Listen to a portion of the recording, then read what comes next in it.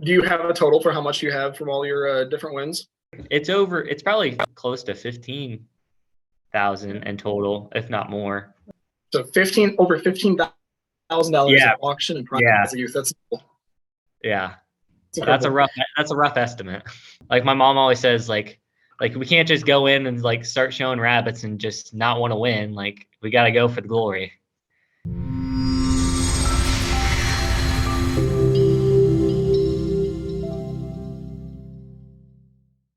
All right, so let's kick this thing off. So Okay. tonight we have Colin Tackett. Colin is was a youth breeder. He's graduated high school and now concluded his youth career. But he's been extremely successful as a youth in meat pens specifically. I would say that he's won the most money through prize money and through auctions. Hearing about some of those wins, and then the main goal is to tell people or teach everyone that's listening, how they can have their own successes. So let's kick things off. Welcome, Colin. Hi. What are some of the major meat pen wins that you have had? Okay, so the getting started with like last year, I won Ohio State 2022 Grand Champion Meat Pen and Grand Champion Single Fryer in the same year. Then I won Grand Champion Meat Pen at the New Zealand Nationals for 2022. Then for 2021, I won Grand Champion Meat Pen at Arba Convention in Kentucky. Then in 2021, also at the Ohio State Fair, I won Grand Champion Single Fryer, and I got third overall meat pen out of like 50 meat pens, which is always just impressive itself. So then in 2019, I won Grand Champion. Oh, what was that say? I bred the rabbits for me and my family bred the rabbits for the Grand Champion meat pen that year.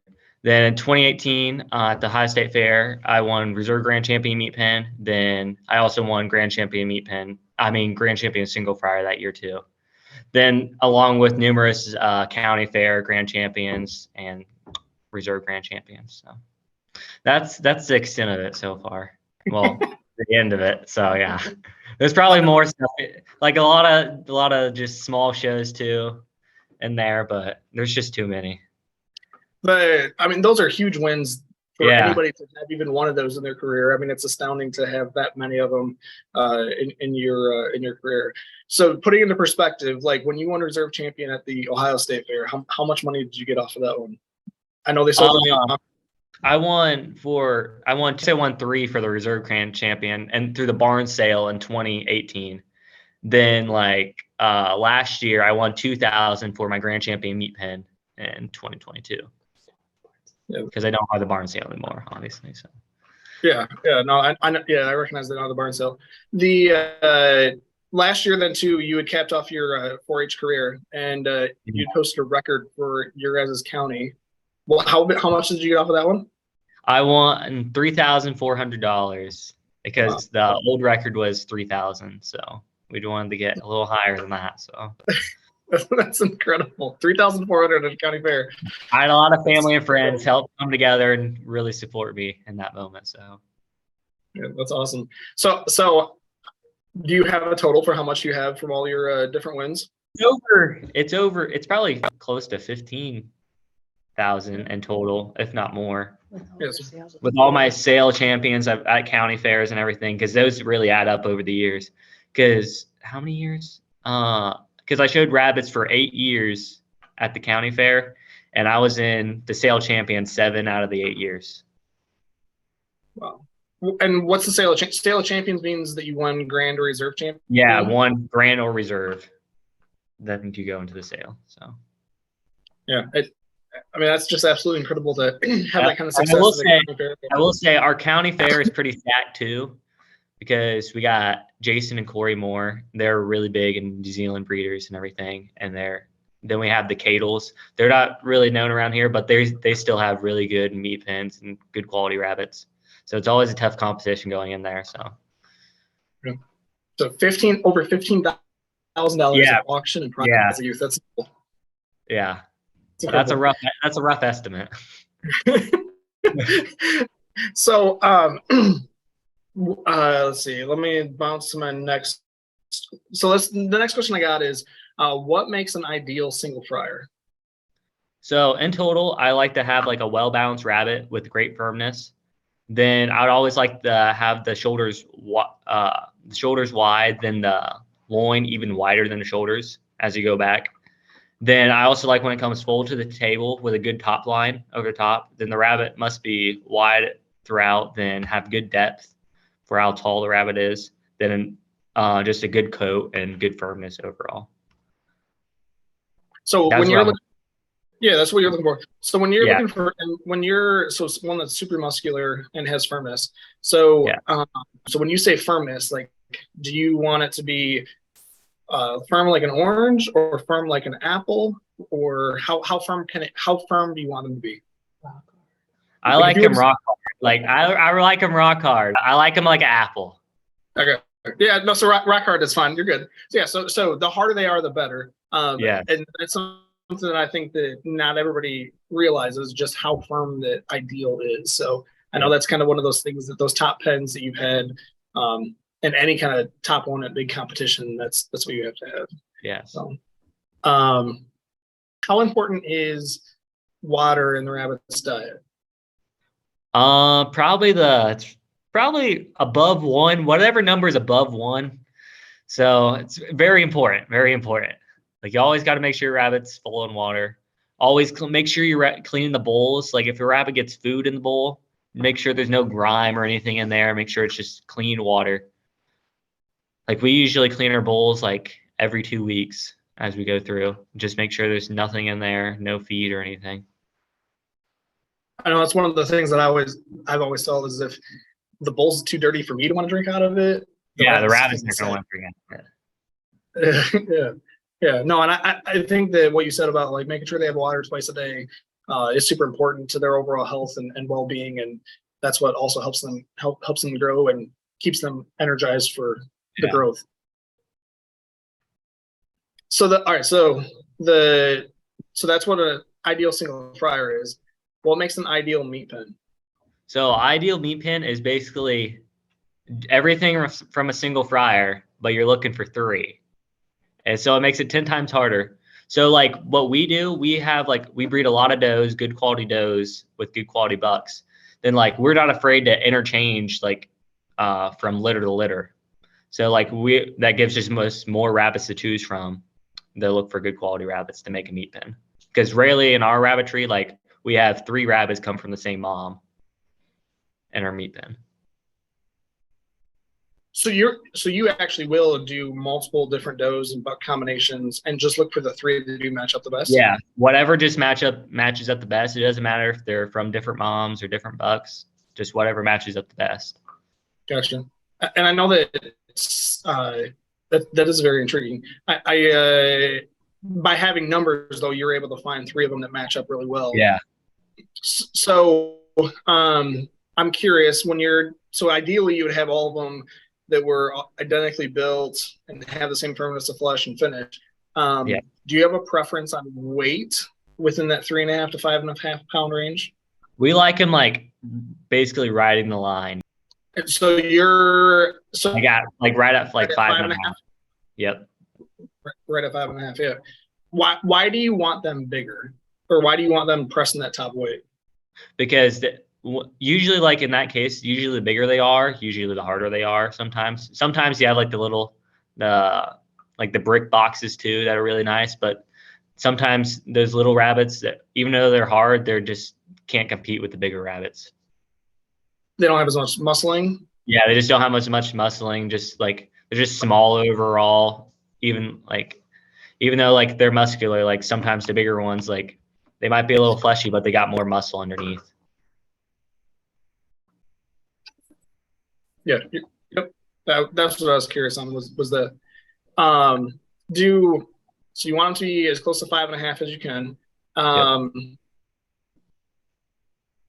And you've always shown New Zealand's, and you've only really ever shown whites.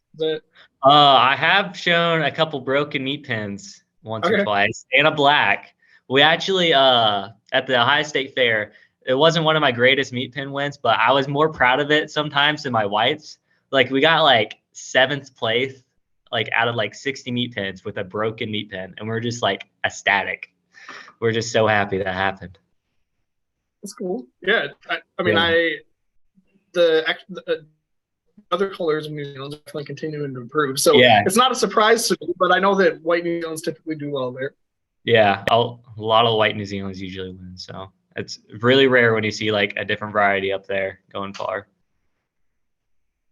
So when you're you said you're matching different rabbits to pick the pens of three. Yeah. Like how many does to have in order to be competitive at that type of level? You really just need to have a like you can be competitive like with a few like high quality rabbits. That's the key. Like you want to go out and try to find a good breeder that's going to give you high quality rabbits. You can't just start from nothing and build up. You have to go out and be willing to pay some money to go get some good rabbits. Then like if you just have like probably three to four does, but like to start out with, obviously. But you like we usually have like 10 to 12 that we're breeding all at once. And if like each doe at least has like 5 babies, like that gives us like 60 rabbits to choose from, especially like if we're mixing in between litters. Mm-hmm. Yeah, no, and I mean that just like how important it is to have those different options and Yeah. to be able to pick up. Compared to like some people, they only choose from like one litter that like that's only like 8 rabbits, like sometimes like New Zealand has to choose from compared to like 60. So Yeah, and yeah, you don't have. It's hard to. There's just less options to match them up. Some grow a little yeah. bigger, some don't. Some have better quality, some are poor. Yeah. Makes sense. So then, when you're picking out those does, like with your 12, are you still then wanting them to be from similar backgrounds, or are you wanting them to be outcrosses, totally different pedigrees? What are you looking for? Well, you usually don't want to like inbreed them like too far sometimes, but like if they're like sometimes we'll breed like a father to a daughter, but like we won't do that too many times, obviously, because then we're getting too inbred there. But like sometimes it's just good to go out and like go to like a good breeder and find like a good quality rabbit just to get a new line in there. But usually like we like breeding like semi close, but like not like too far sometimes. So. Yeah, you've definitely been successful. So you are the leader Yeah. in this. So that's why I'm curious to hear how you've done it. Yeah. Okay, so then what traits do you look for in the parents when you're breeding meat pens? Overall, I look for a well-balanced rabbit with good firmness, then a rabbit with a wide shoulder, even wider loin. Then it's also full to the table. Because like sometimes like even though like you have like your litters afterwards, like the rabbit could be soft later on in its life, but it could be like hard as a rock when it's young. Like it totally like they change like month to month, rabbits do. Like it's totally crazy how fast they change. So you're saying that you're looking for those same traits in the parents. Yeah, basically the same treats that we're looking for in the single fryers and meat pens we're looking for in the parents. Because if they have the same traits, most likely they're the kids are what? Yeah, they're gonna produce really good rabbits. Yeah, which makes sense, which totally makes sense. Yeah.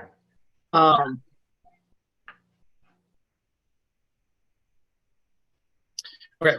What tips do you have for others wanting to have success in market rabbits at their next show?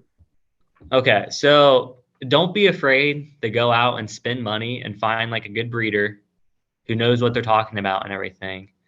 Because like you want to start with good quality rabbits because like it's so much harder to start from the bottom and work your way up if you have like not that good of rabbits compared to like people who have good rabbits. It's so hard to catch up. Then yeah, you also want to breed hard and call hard because the more rabbits you breed, the more chances you're going to have good quality rabbits. Then you want to call hard too because you want to just wean out the worst ones possible to get the best ones possible to breed them back to each other. Yeah, you basically like whatever rabbit, you basically get what you pay for when you ever go to what breed you get from. So yeah, that's all I got there.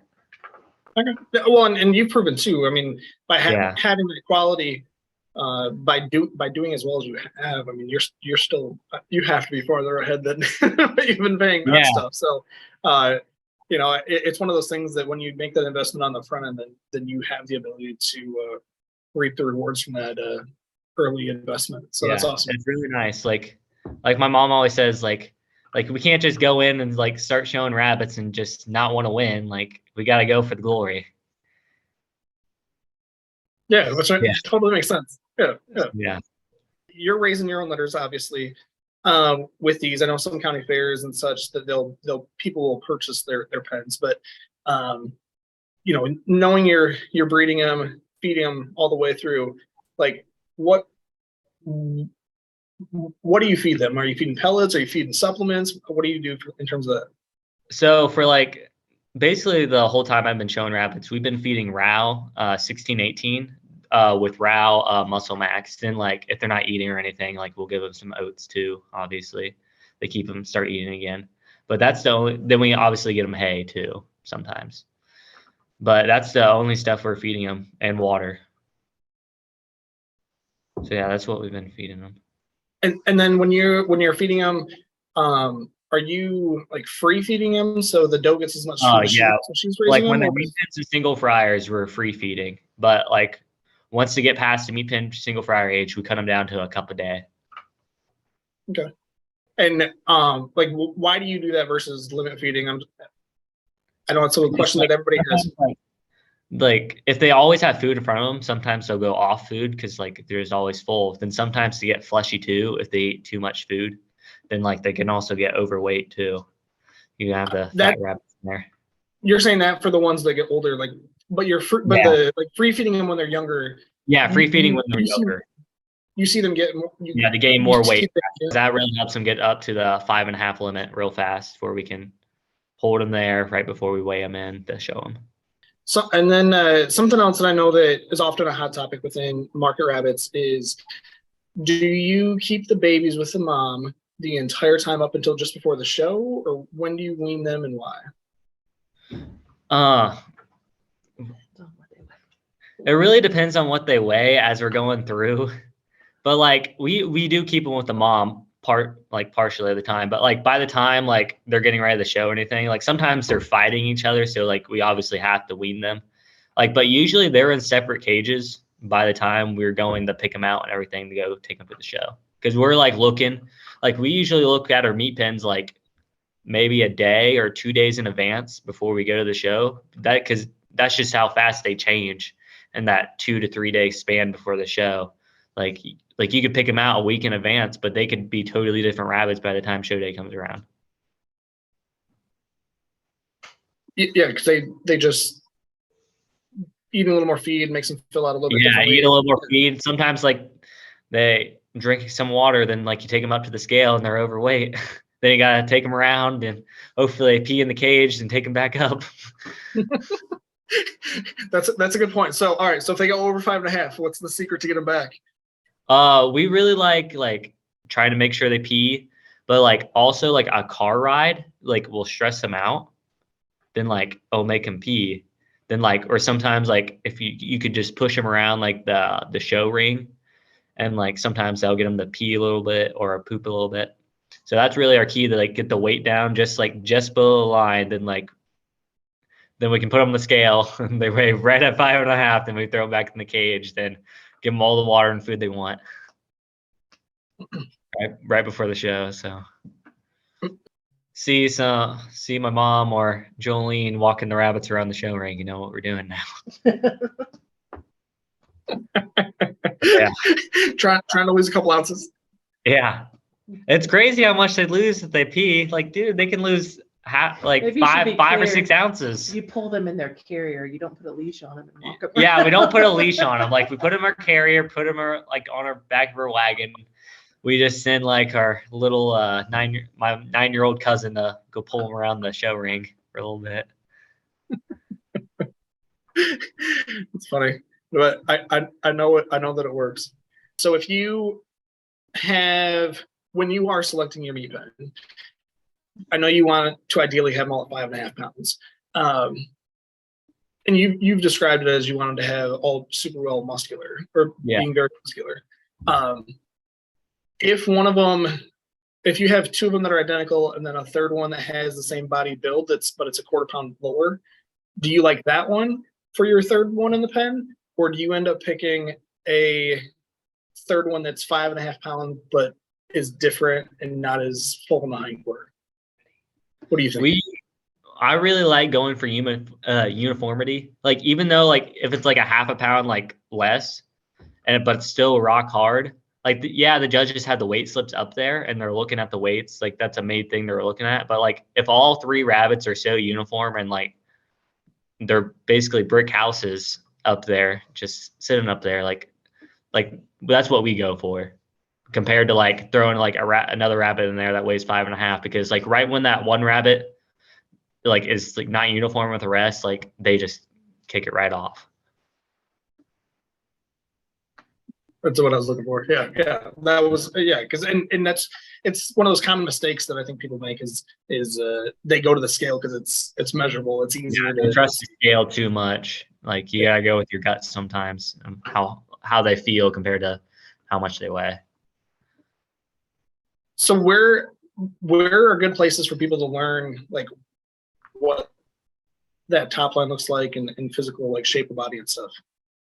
Basically, just go to, like, the more shows you go to, the more you learn. Like, that's how we started out. Like, we barely had any rabbits, but we just went to shows and we just talked to people. The more people you talk to, the more chances like you're gonna learn faster, obviously. Then like you're gonna make more friends faster than you can just talk like between your friends. Like, that's what we do all the time. Like, we're always shooting ideas off each other, like try a new feed habit or something, or try a new feed to see. That's how we started feeding Muscle Max. Like, we used to just feed just straight Rouse 16-18, but then Jason Moore got us hooked on the Muscle Max because we started doing good with it. So yeah, totally makes sense. By just sharing ideas with people, you definitely learn. Let's talk about like common mistakes that you think people make. I'm curious on that. So when you're saying that for people that oftentimes will end up holding food and water, what does that end up causing them to feel like? Like, they turn out really fleshy, then like you can just feel like all the bones throughout the back and everything, and they just totally fall apart of like what you build up over that whole time. Like, compared, like soft, very soft. They feel like orange. Yeah, and I think that's a key takeaway though, is that they lose all the hard work that you've already been trying to get to them to that point on. They don't feel that hard, firm flesh anymore. They've lost that edge. I will say another thing too, like that helps with keeping your rabbit solid, especially in like the shoulder area. Don't scruff your rabbits. Always go in and then scoop up your animals, because what that does when you scruff your rabbit, it pulls the skin away from the meat, so it makes them really fleshy right there. And it's also not like, it doesn't look too good when you're doing that. It looks better like when you're carrying your rabbit around all safe and everything. So yeah, I totally agree. You end up making them loosen that front end, and it just throws off the whole overall. Like, they might be hard in the back, but like then they're just totally fleshy in the shoulders. Yeah, they're super soft in the front. Yeah. All right. So then, what are other common mistakes that you see other people do when they're trying to breed meat pens, or when they're trying to breed meat pens? Breed meat pens. I feel like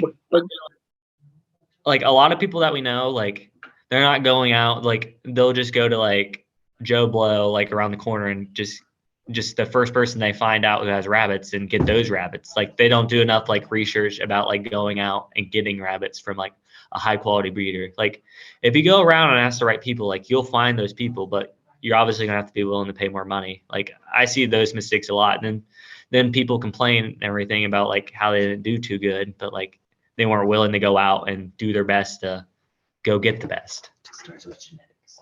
It all starts with genetics. Like, feeding the right feed, that's probably like 5%, but like 95% of it is finding the right rabbits to breed to each other. Do you I mean, like I know you guys are members of the Ohio New Zealand, and you're also a member of the National New Zealand Club. I mean, how did you guys go out and find those genetics when you guys got started, and then to continue to build up your breeding program? Like we always just looked for like the New Zealand shows that just specialized it. Like when we went down the Piketon for the first time, we learned way too much about New Zealand's. It was amazing. Then we also like we didn't do too good, obviously, but like by like years 2 and 3, like we're starting to compete there too. So like we just really got to know the people that we're talking to. We looked at sweepstakes points. Yeah, and like we looked at the New Zealand Times at the sweepstakes points, and we always just go call the people at the very top. That's what we did, because we're always trying to look for the best quality rabbits to breed to. In the New Zealand Times, for people that don't know what that is the American Federation of New Zealand Rabbit Breeders, or the National New Zealand Club's publication that they make. So I know that you know it, I know it, but some people that are watching, I know may not. Everyone knows it. Yeah. What other mistakes do you think beginners make? Is there anything else, or do you think it is just more driven by that genetics? I think it's really driven by the genetics, and like also like taking care of your rabbits. Like make sure the rabbit's cage is clean, and just like the overall just health of your rabbit. Like if you're out there like twice a day, making sure your cage is clean. Well, not making sure your cage is clean. I meant like make sure there's water in there, and like you feed your rabbit and you just check on it. Then like cleaning its cage once or twice a week, just that just like does tremendous for the health of the rabbit overall by the time you get to show day. Especially that helps with the coat of the rabbit too. When you're doing your meat pens and single fryers, like if they're sitting in a dirty cage, the judge isn't going to pick a yellow rabbit, stained rabbit, when they have like a nice, perfect little white one over there. Like even though that's not too many points they go off of, but like I know a lot of judges that really look at that coat and they judge off of it. Well, and you're also at a different level too. I mean, you're searching for the purple banner and the pink banner. You're going for grand champion, reserve champion. Those are the top 2 slots. So it's an easy cut that judges oftentimes make, and you're giving up a lot of points if you give up those points on condition, color of the coat. So, I also think too that does affect the overall health of the animal, like as they're growing and they're muscling and stuff. If they aren't in the clean, they don't eat as much. They just don't grow as much. They just don't like look as good all around. It's weird how much a rabbit can change from just the small things you do. I can't think of anything else. Trying to think either. Trying to think what else, like tips or tricks. I want to think of it right when I leave. That's what I'm gonna do.